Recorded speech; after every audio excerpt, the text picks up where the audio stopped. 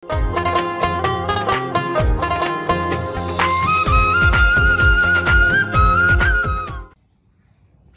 আলাইকুম, আশা করি সবাই ভালো আছেন দর্শক।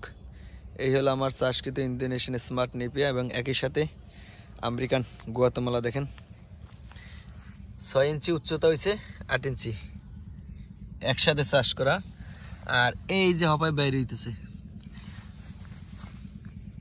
হইতেছে একই সাথে চাষ করা। দেখছেন আশপাশে বড় হয়ে গেছে আর এটা হপায় বের হইতেছে। এই হলো পার্থক্য। এই ঘাসটার মেইন সমস্যাই জার্মেশন আসতে লেট হয়। দেখেন 1 ফিট উচ্চতা আছে আর কেবল জার্মেশন আসতেছে, চিন্তা করা যায়। তাহলে আপনারা যারাই কাটিং নেন, যেখান থেকে নেওয়ার পরে অধৈর্য হয়ে যান, যেটা আর কি সবচেয়ে সমস্যার কারণ। এটাও 1 ফুট উচ্চতা হয়ে গেছে, এই যে 2টা বের হয়েছে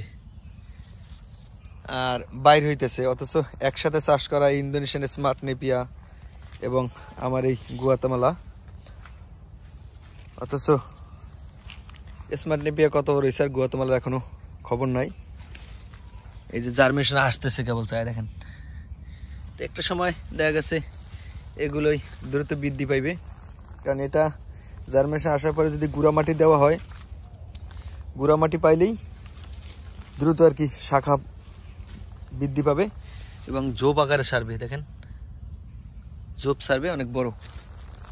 তো আপনারা যারা গুয়াতেমালা চাষ করেন, ধৈর্য সহকারে চাষ করবেন, ধৈর্য ধরবেন, অধৈর্য হওয়া যাবে না, কিন্তু খেয়াল রাখতে হবে। দেখেন আমার এই যে বের হইতেছে,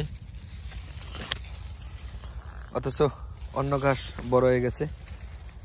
মানে মাঝে মাঝে স্মার্টের মাঝে মাঝে গুয়াতেমালা দিয়ে দিছি। দেখেন মেঘের মতো কালো হয়ে আছে এবং দ্রুতই শাখা প্রশাখা বৃদ্ধি পেতেছে। বর্তমানে বাংলাদেশে যত ঘাস আছে এর মধ্যে উচ্চ ফলনশীল ঘাস আমরা বলি জারাওয়ান, কারণ এই ঘাসটা দ্রুত বৃদ্ধি পায়, শাখা সারে কম। আর ইন্দোনেশিয়ান স্মার্ট নেপিয়া শুরুতেই ঝোপ হয় অনেক বড়, শাখা প্রশাখা বৃদ্ধি পায়। এই দেখেন প্রতি ফ্যামিলিতে 2-1 জন ঘাড়তারা থাকে। এই হলো ঘাড়তারা জারাওয়ান। হপায় শাখা আছে 5-6টা, অথচ ইন্দোনেশিয়ান স্মার্ট নেপিয়া আছে অঢালা। দেখেন মেঘের মতো কালো হইয়া বৃদ্ধি পাইতেছে। আপনারা ইতিপূর্বে যদি আমার ভিডিওগুলো দেখেন তাহলে দেখবেন 2 মাস বয়স, অথচ গাছের নিচে ছাওয়াযুক্ত জায়গায় কিভাবে ঘাস চাষ করলাম এবং কিভাবে সফল হইল। আশা করি আপনারা দেখলে উপকৃত হবেন। এখানে আমি শুরুতে জমি 2টা চাষ দিয়ে অনেকদিন ফালায় রাখছিলাম, কারণ এখানে অনেক প্রচুর পরিমাণে আগাছা ছিল। এরপর প্রতি শতাংশতে আধা কেজি পটাশ, 250 গ্রাম ইউরিয়া, 250 গ্রাম ড্যাপসার ব্যবহার করছি। এরপরে 3 নাম্বার চাষ দিছি। চাষ দেওয়ার পরে এই ঘাসগুলো আমি সিরিয়াল করে চাষ করছি। তখন কাদা মাটি ছিল, কাদার মাঝে রোপণ করে দিছি গুয়াতেমালা এবং এই ইন্দোনেশিয়ান স্মার্ট নেপিয়া। তো ঘাসগুলো এখন 3 ফিট 4 ফিট উচ্চতা হয়েছে, কোথাও 5 ফিটও আছে।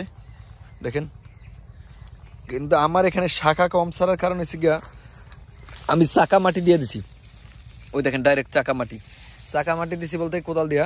এই বর্ষার সময় আপনার পানি উঠে নামে, যাতে আমার ঘাসগুলো নষ্ট না হয়, 4-5 বছর আমি এখান থেকে চারা তৈরি করতে পারি, এই হিসাব করে আর কি চাকা মাটি দিছি।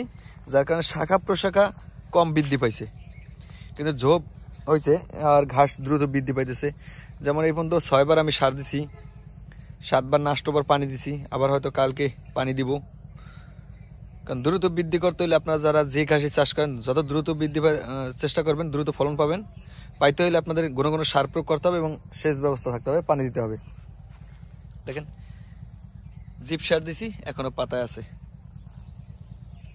তো ঘাস চাষ করতে হলে অবশ্যই আপনাকে কয়েকটা জিনিস ফলো রাখতে হবে, যেমন আগাছা আছে কিনা, ঘাসের গোড়ায় সার দেবেন সবসময়, মানে পানি দেবেন ঘন ঘন, সার দেবেন ঘন ঘন, তাহলে দ্রুত ফলন পাবেন।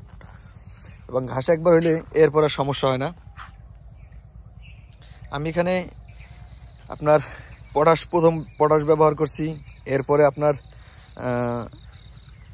জিপ সার দিলাম, ম্যাগমা দিলাম, থিওবিট দিলাম, গ্রোজিং দিলাম, ভলিউম দিলাম।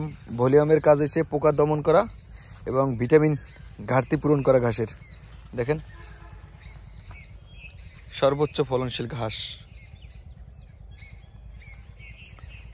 তো আশা করি আপনারা আপনাদের মূল্যবান মতামত জানাবেন। দেখেন ওই সামনে বালু আছে, 100% বালু।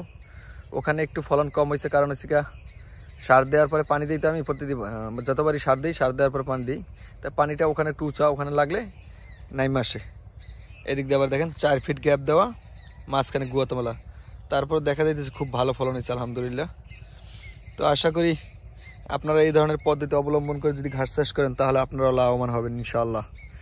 আজকের মতো এখানে বিদায় নিচ্ছি। আমি আইয়ুব খান, ভাই বোন ফার্ম হাউস, মুলাদি উপজেলা, বরিশাল।